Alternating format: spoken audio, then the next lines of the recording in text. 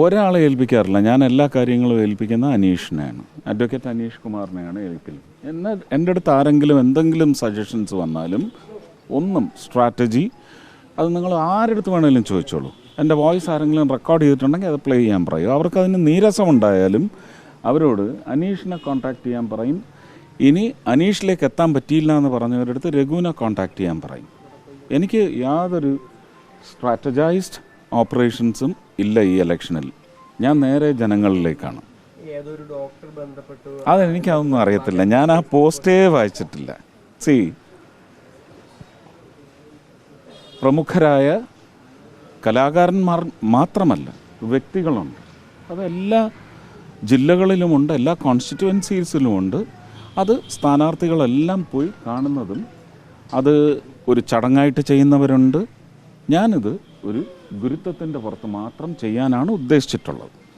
അതിൻ്റെ ഭാഗമായിട്ട് പാർട്ടി നിർദ്ദേശിച്ച ആൾക്കാരുണ്ട്, എനിക്ക് അറിഞ്ഞുകൂടാത്ത കാരണം പ്രാദേശികമായിട്ട് അവർക്കാണ് പിന്നെ അറിവിൻ്റെ ബലം.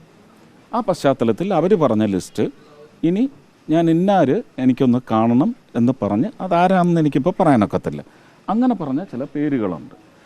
ഈ പേരുകളെല്ലാം വെച്ചിട്ട് പാർട്ടി ജില്ലാ പ്രസിഡൻ്റാണ് ഒരു ലിസ്റ്റ് ഉണ്ടാക്കി ദിവസങ്ങൾ തീരുമാനിച്ച് മണ്ഡല സന്ദർശനമുള്ള ദിവസങ്ങളിൽ ആ മണ്ഡലത്തിലെ പ്രമുഖർ, ഗുരുനാഥ അല്ലെങ്കിൽ ഗുരുനാഥ തുല്യം എന്നൊക്കെ പറയാവുന്ന വ്യക്തികളെ കാണുന്നത്. നേരിട്ട് ഒരാളെ ഏൽപ്പിച്ചിട്ടില്ല, ഒരാളെ ഏൽപ്പിക്കാനും ഉദ്ദേശിച്ചിട്ടില്ല. പിന്നെ ഇതിനു മുമ്പ് പോയി അദ്ദേഹത്തിന് ഞാൻ മുണ്ടും നേരിയതും കൊടുത്തിട്ടുണ്ട്. അദ്ദേഹത്തിൻ്റെ വീട്ടിൽ പോയി ഭക്ഷണം കഴിച്ചിട്ടുണ്ട്, ലഘുഭക്ഷണം. ഇതെല്ലാം നിങ്ങളുടെ അടുത്തും അതിൻ്റെ ബൈറ്റൊക്കെ കാണുമല്ലേ. അദ്ദേഹത്തിൻ്റെ കാൽ തൊട്ട് വേണമെങ്കിൽ ഇതല്ല.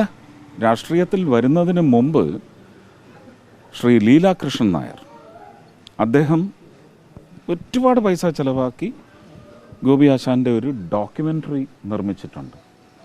അത് റിലീസ് ചെയ്തത് തിരുവനന്തപുരത്ത് ലീലയിൽ ഞാനാണ്. എനിക്ക് തോന്നുന്നത് 2011-12 മറ്റോ ആണ്. ഇത് കഴിഞ്ഞ് ഇതിൻ്റെ ഒരു പ്രസരണ ശേഷി കണ്ടിട്ട് ബോംബെയിൽ ഇതേ ചടങ്ങ് വെച്ചു. അതിനും ഞാനാണ് പോയിരുന്നത്. അന്നും ഗോപി ആശാൻ ഉണ്ടായിരുന്നു.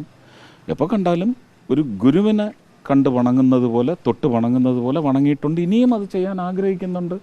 എനിക്കറിയത്തില്ല ഇപ്പോഴും ഇത് അദ്ദേഹത്തിൻ്റെ മനസ്സാണോ, അദ്ദേഹം അറിയിച്ചതാണോ എന്ന് എനിക്ക് അറിയത്തില്ല.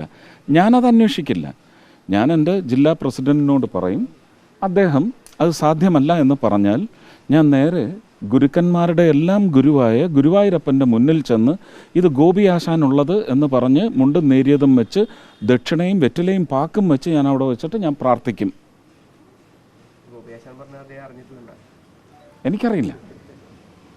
എനിക്കറിയില്ല. ഞാൻ അദ്ദേഹത്തെ കുറ്റം പറഞ്ഞിട്ടില്ലല്ലോ. എനിക്കിത് ചെയ്തേ മതിയാവും. ഞാനെല്ലാം മാനസപൂജയിലും ചെയ്യും. എനിക്ക് പോകാൻ പറ്റാത്ത എത്രയോ ക്ഷേത്രങ്ങളുണ്ട്. കാമാഖ്യ ക്ഷേത്രം എന്ന് പറയുന്നത് എപ്പോഴും എൻ്റെ സ്വപ്നത്തിലുള്ള ഒരു ക്ഷേത്രമാണ്. പോകാൻ പറ്റിയിട്ടില്ല. പക്ഷേ ശ്രീ രമേശ് ചെന്നിത്തല അവിടെ പോയി പൂജ ചെയ്തതിൻ്റെ പടങ്ങൾ പലതും ഞാൻ കണ്ടിട്ടുണ്ട്. ആ പടത്തിൽ ഇതാണ് രൂപം എന്ന് പറഞ്ഞ് മാനസപൂജയിൽ ഞാൻ കണ്ണടച്ച് പ്രാർത്ഥിച്ച് ആ വിഗ്രഹം മനസ്സിൽ കൊണ്ടുവന്നിട്ട് ഞാൻ പ്രാർത്ഥിക്കാറുണ്ട്. അതുപോലെ ഞാൻ ഗുരുവായൂരപ്പൻ്റെ മുമ്പിൽ ചെന്ന് പ്രാർത്ഥിച്ചോളാം. അദ്ദേഹം ഈ അടുത്ത കാലത്ത് അവിടെ പോയി തുലാഭാരം നിർത്തിയതില്ലേ, കിരീടം, വേഷം എല്ലാം ധരിച്ചുകൊണ്ട്. ഞാൻ ആ ചിത്രം മനസ്സിൽ ധ്യാനിച്ചുകൊണ്ട് ഞാനത് ചെയ്തോളാം. അദ്ദേഹത്തിന് എന്തെങ്കിലും പ്രയാസം ഉണ്ടെങ്കിൽ ഞാൻ ഒരിക്കലും പ്രഷറൈസ് ചെയ്യത്തില്ല.